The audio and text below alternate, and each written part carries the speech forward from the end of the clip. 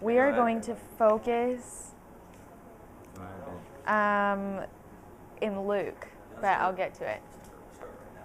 Okay. First of all, happy anniversary, Cody and Amanda. 1 year. So cool. You made it through the hardest year. Almost. You barely made it. Never thought you would make it, but we are almost divorced yesterday, but we were like, really proud of you. Yes, all wrong. I stayed in marriage. Yeah. I owe some people money for wrong. Just kidding. I guess. Oh my gosh. Okay. So I'm just super excited to talk to you guys just because I really do want to, like, I have a desire to teach, and so I just, like, love that I get to, like, practice and be, like, super intimate and vulnerable with you guys and, like, my journey of walking out, like, my teaching. So I'm really excited. But one thing that I wanted to talk to all of us today is about, I guess the title, if you needed a title, is called like Fixing Our Gaze on Jesus. And so I think, like, it's been like the past year or two where the whole, like, the just statement, like, God is good, has just, like, always been, like, screaming and, like, resounding, like, in my spirit.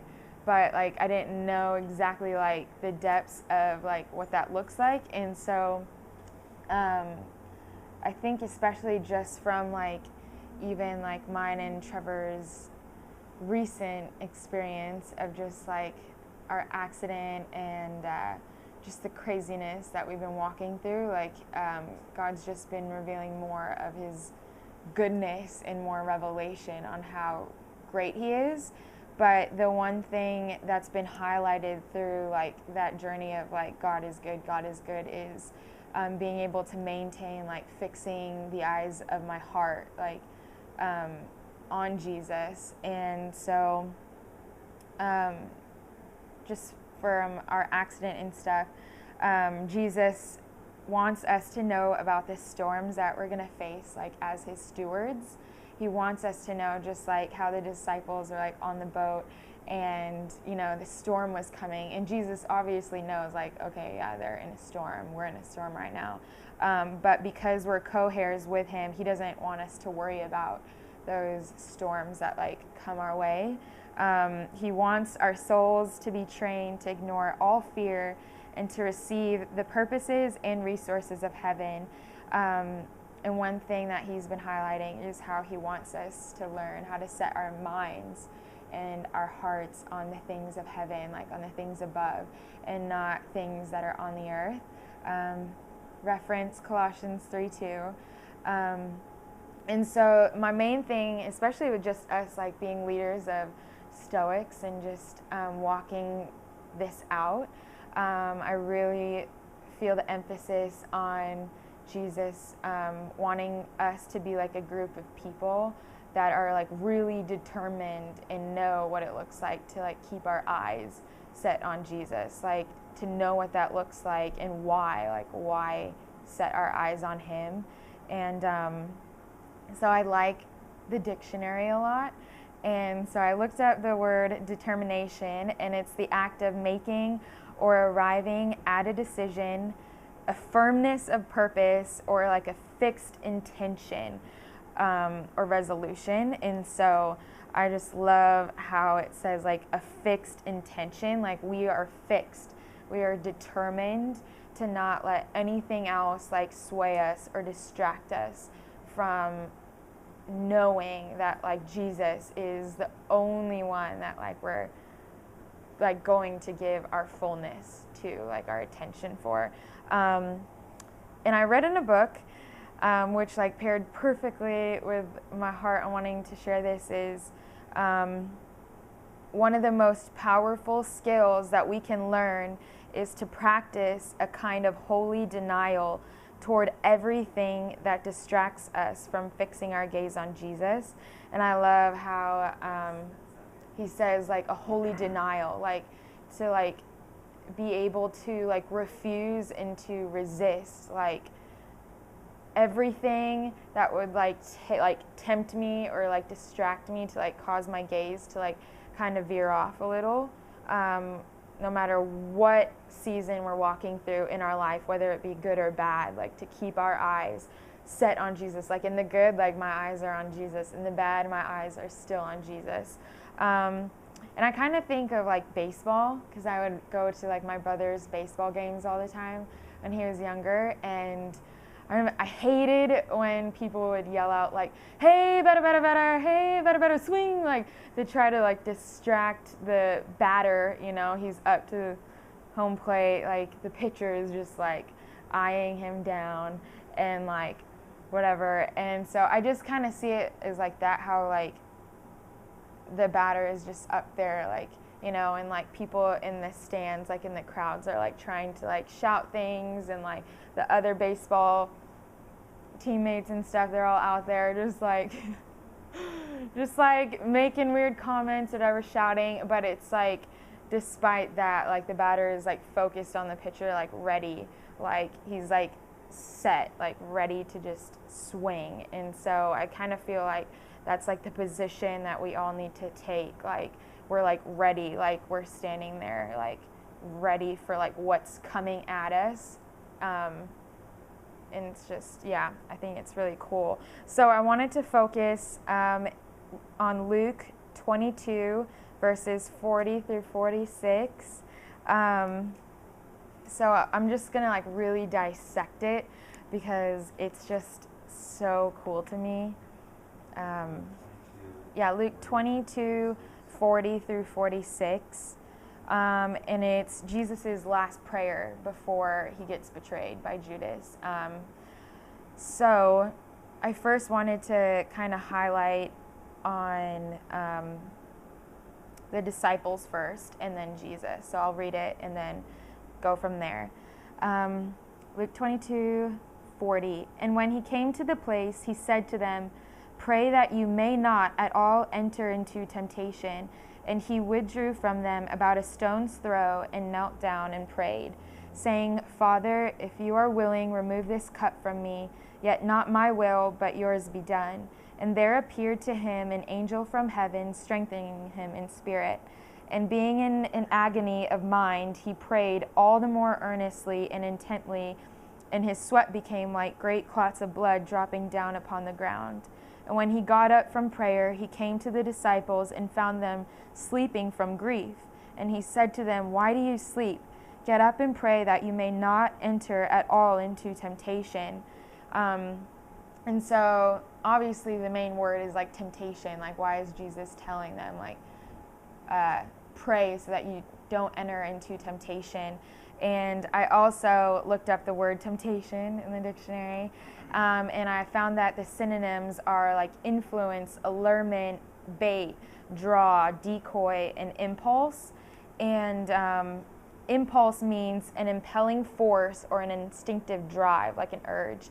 And right before Jesus brings them to this place to pray, you know, Peter's like, "Jesus, I'm ready to like die and just walk through life with you." And Jesus like, "Before you know it, you know, you're going to deny me 3 times. And Jesus literally tells Peter this, that he's going to do this. And then right after, he's saying, "Pray so that you don't enter into temptation." And I realized that the word temptation means like not necessarily like tempted by evil, but it's kind of like our impulse, like our learning to like, to become like, to activate our supernatural identity so that our impulses know how to respond and to react from that place rather than our natural place. And so that's why Jesus kept saying, "Pray so that you don't enter into temptation," that your response, that your heart condition would be like, you wouldn't deny me if you would work on praying, like work on seeking after me, work on keeping the eyes of your heart fixed on me, that these things wouldn't tempt you, and that your impulse would be to continuously keep your eyes on me and not veer away and deny, like, oh no, like I'm fearful of what, these people are going to say or do to me. So I thought that was really interesting, that Jesus was like trying to offer them like a tool, like a key, like a weapon, saying, hey, like, pray so that you don't walk in these temptations. When we begin to learn and become determined to always fix our gaze on Him, we align ourselves with our spiritual identity, and our impulses begin to take form into what they're meant to be, which means that our minds, our hearts, our emotions, our expressions, our will, we begin to express the thoughts and the desires and the impulses of Jesus. And so shifting from the disciples to Jesus, Jesus was our perfect example because He was fully man, and yet we can see clearly that He's like, Father, if you could, can you please take this cup from me? Like, obviously Jesus knows that He's about to walk through the most difficult time, like the most agonizing thing anyone could ever do. And Jesus, because He was fully God, His impulses, His supernatural identity, He kept praying fervently to the Father. He's like, it's not my will, but your will. Like, Jesus aligned Himself even through prayer. Like, He was our perfect example to show us, like, hey, despite like what might be going on and like just like bursting inside of us, like, I don't want to do this, Jesus, He persevered. His impulses were trained to be fixated on Papa God. And so I asked, I was like, why else would Jesus be so determined? Why would He be so fixated on that? And it's obviously, the answer is because He's in love with us, and that's why He was able to walk through all that needed to be done, because Jesus knew what the fullness of God's love looked like. And I think it's so cool that Jesus, because God just demonstrated the fullness of what love is actually supposed to look like. Jesus knew that, and He saw the love that the Father had for us, and Jesus was willing to demonstrate that to us. And so he chose to do that for us. And so Hebrews 12:2, the joy set before Him endured the cross. Jesus endured the cross simply because we were His joy. Like, He looked at us and said, you are my joy, and I can see that, and that's why I'm going to endure all the pain, everything, because my eyes are set on you. And oh my gosh, there's like this one Kim Walker song or whatever called Unstoppable Love. And literally the words like in the song is like, try to stop your love and you would wage a war. Breaking, I forgot the rest of the words, but it's like you were running and you were breaking down the walls, all the while you're shouting, my love, you're worth it all. And like, I just like saw Jesus like in like this fierceness of like who He was, like when He was walking here on earth, like having each and every one of us in mind and being like, you are so worth it. I'm so in love with you. Therefore, I'm so fixated on who each and every one of you, how you're going to bring the kingdom of heaven to earth. I'm so fixated on you that you are worth it all for me to endure every single thing, because He's so fixated on like how in love like He was with us. And so when He was demonstrating that for us, He was demonstrating that nothing else matters.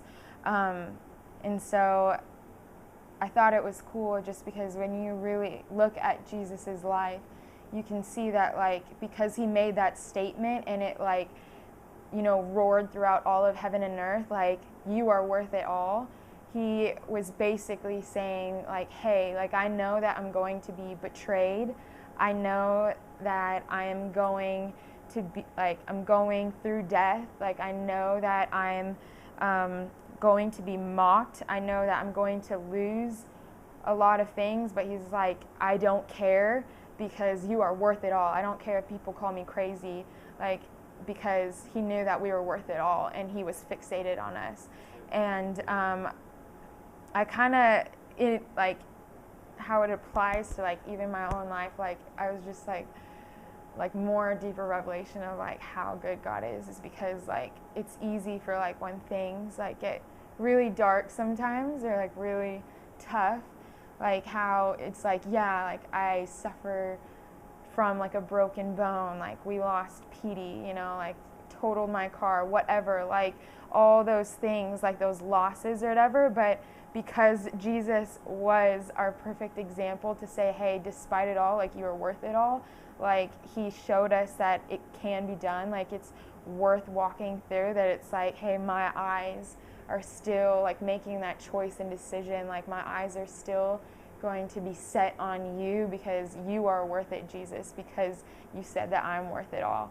And so I loved that Jesus knew who he was, like in his identity, that he became love because he's God's son. So obviously you look like your papa, like you look like your father. And there is something powerful that happens when we fix our gaze on the one in whose image that we were made, and we begin to change from glory to glory, and we start to become what we behold. And so because Jesus